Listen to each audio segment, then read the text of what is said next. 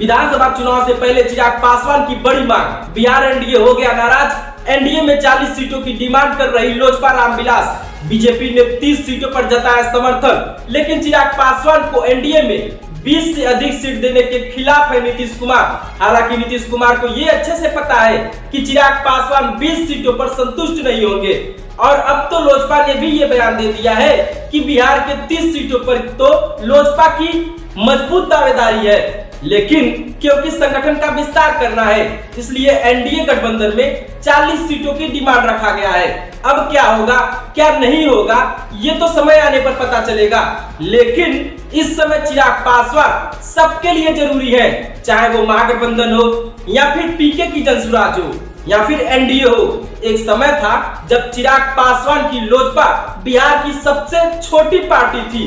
2010 में 3 सीटें, 2015 में 2 सीटें, 2020 में मात्र 1 सीटें मटिहानी विधानसभा की, और इनका वो विधायक भी इन्हें छोड़कर चला गया।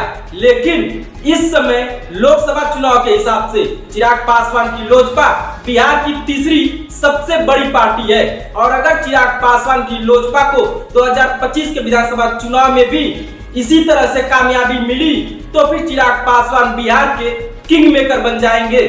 ठीक उसी तरह जैसे 2005 में लोजपा को 29 सीटों पर जीत मिली थी और चिराग पासवान के पिता स्वर्गीय रामविलास पासवान को मुख्यमंत्री बनने का ऑफर मिला था, लेकिन रामविलास पासवान ने किसी मुस्लिम को सीएम बनाने की शर्त रख दी थी और बिहार की जनता इससे बहुत ज्यादा नाराज हो गई थी और फिर दोबारा चुनाव हुआ था और रामविलास पासवान को बुरी तरह हार का सामना करना पड़ा। उसके बाद लोजपा लगातार हारती चली गई। खैर वो रामविलास पासवान का दौर था, उनकी राजनीति अलग थी, उनका वोट बैंक बंधा हुआ था और वो दलित की राजनीति करते थे। लेकिन ये चिराग पासवान का दौर है। चिराग पासवान बिहारी फर्स्ट की राजनीति करने का प्रयास करते हैं। चिराग पासवान का वोट बैंक हर जाति हर समाज के बीच है। शायद यही वजह है कि चिराग पासवान अपने संगठन का विस्तार करने का प्रयास कर रहे हैं। इसी बीच कई मीडिया चैनलों के द्वारा ये चर्चा हो रही थी कि एनडीए में लगभग सीट बंटवारा तय हो चुका है और 20 सीटों पर चिराग पासवान ने मंजूरी भी दे दी है। लेकिन इसी बीच चिराग पासवान के जीजा अरुण भारती का भी बयान आता है कि मीडिया चैनलों के द्वारा जो खबर चलाया जा रहा है वह अफवाह है, झूठ है।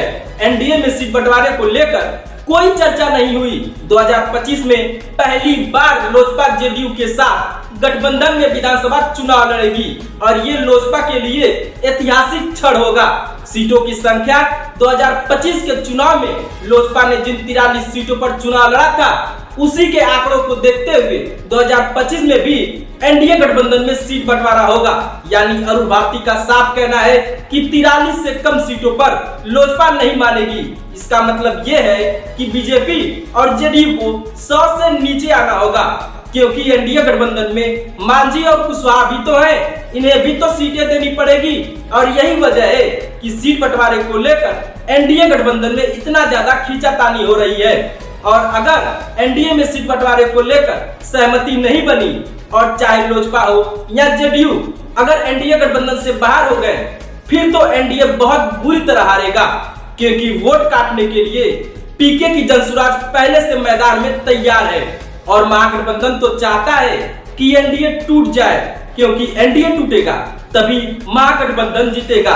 तेजस्वी यादव एनडीए के टूटने का इंतजार कर रहे हैं क्योंकि उन्हें मुख्यमंत्री बनना है। खैर आप किसे वोट करेंगे हमें जरूर बताइए।